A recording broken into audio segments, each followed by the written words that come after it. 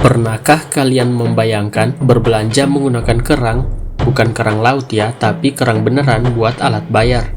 Di video ini akan ngebahas asal-usul uang dari awal, yaitu zaman barter, kerang, logam, sampai ke uang digital hari ini. Cocok banget buat kamu yang pengen ngerti sejarah ekonomi dengan cara yang santai tapi berbobot.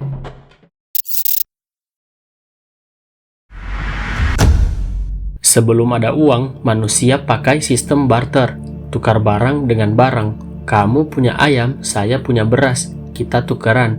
Tapi masalahnya barter itu ribet. Gimana kalau saya butuh beras, tapi kamu nggak butuh ayam saya? Nah, disinilah muncul kebutuhan akan alat tukar yang diterima oleh semua orang.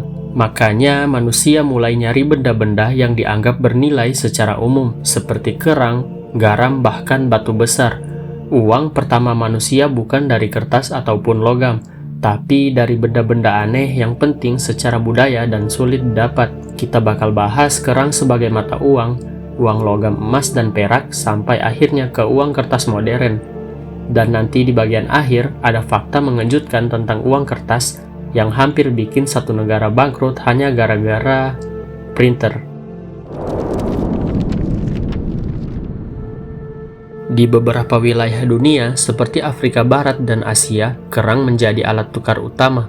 Kenapa kerang? Karena langka, indah, dan gak bisa dibikin sembarangan. Ini yang bikin orang percaya akan nilainya. Tapi bayangin coba, kamu gajian terus dikasih kantong isi kerang. Gak efisien kan? Nah, disinilah muncul ide uang logam. Tapi sebelum lanjut, penasaran gak? Benda paling aneh apa yang pernah dijadikan uang? Coba tebak, silakan komentar. Nanti kita akan bandingkan jawabannya. Logam seperti emas dan perak mulai menggantikan kerang karena lebih tahan lama, mudah dibentuk, dan punya nilai tinggi. Bahkan di banyak budaya, emas dianggap abadi dan dewa harta. Tapi jangan pikir logam itu selalu mulia. Zaman dulu banyak raja yang diam-diam campurin logam murah ke koin emas biar bisa cetak lebih banyak uang. Ya, manipulasi ekonomi udah ada sejak zaman kerajaan. Keren tapi jahat. Kalau kamu sekarang mikir, loh itu kayak inflasi ya? Betul, tapi zaman dulu belum ada istilah inflasi. Yang ada cuma rakyat ngamuk.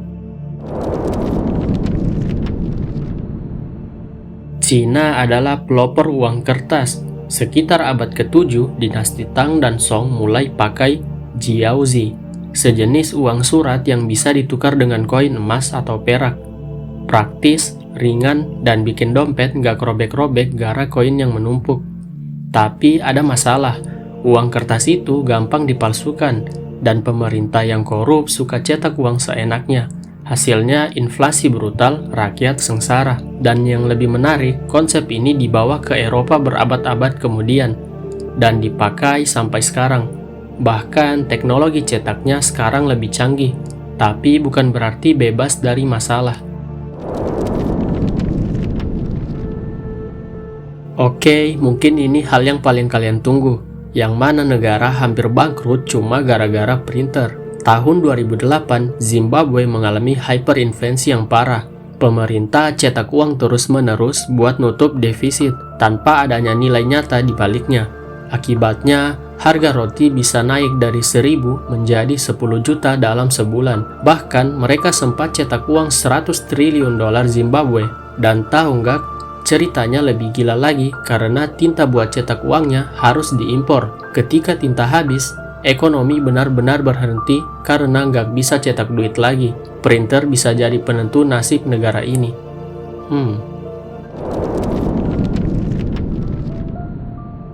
Setelah uang kertas makin umum di seluruh dunia, manusia mulai ngerasa, masa sih tiap transaksi harus bawa dompet? Nah, disinilah muncul ide buat bikin sistem pembayaran tanpa fisik. Awalnya dimulai dari kartu kredit di tahun 1950-an di Amerika Serikat, lalu berkembang jadi ATM dan kartu debit, dan akhirnya muncul e-banking di tahun 90-an. Tapi revolusi sebenarnya terjadi waktu smartphone dan internet masuk ke kantong semua orang. Sekarang kita hidup di era uang yang bahkan gak bisa kamu pegang, yaitu uang digital. Dari kartu debit, mobile banking, e-wallet, kayak OVO, GoPay, Dana, sampai cryptocurrency kayak Bitcoin. Semuanya cuma angka di layar, tapi bisa beli barang yang nyata.